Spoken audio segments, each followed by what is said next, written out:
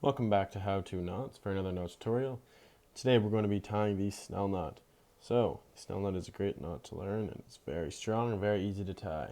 To start, you're going to need your line and your hook. You're going to turn your hook upside down here because we're going to tie the knot on the back. A lot of tutorials out there tie the Snell knot in a particular way, which you need both sides of the line. But what happens when your line is already on your spool, on your rod, and you're just tying out on the water? Well, here you go. This is the way we like to tie the Snell knot, and I think it's the easiest way. Start by taking your line and feeding it through your eyelet, because we're going to work on the back of the hook here. We're going to take it a couple inches past our hook, and then we're just going to make a bite or a little turn at the end here. So I'm going to turn, feed some line through, and I'm making a turn here. So I'm going to keep that at the end of the hook. I'm just going to take my thumb and my finger and I'm going to hold it there.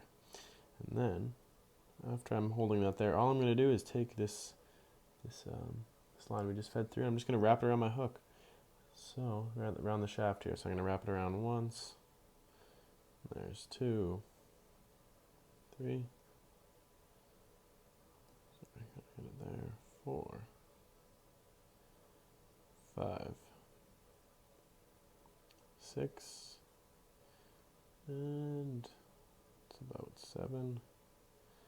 So, you can do, I don't know if I counted those full rotations or not, but 5 to 7 should be alright.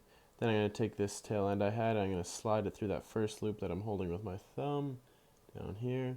So I'm going to put that tail end through the loop, grab it out the other side, and then, sorry, I'm out of focus there, that I have this loop and I put it through the tail end there, that last loop. I'm going to hold it onto the hook.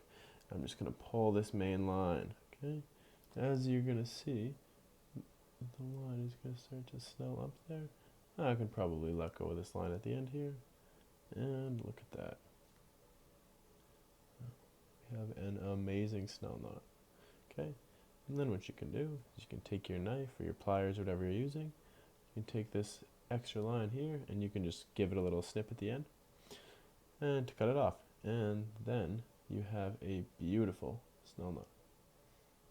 If you like this tutorial or you have any questions, make sure to like and comment and subscribe for more knot videos.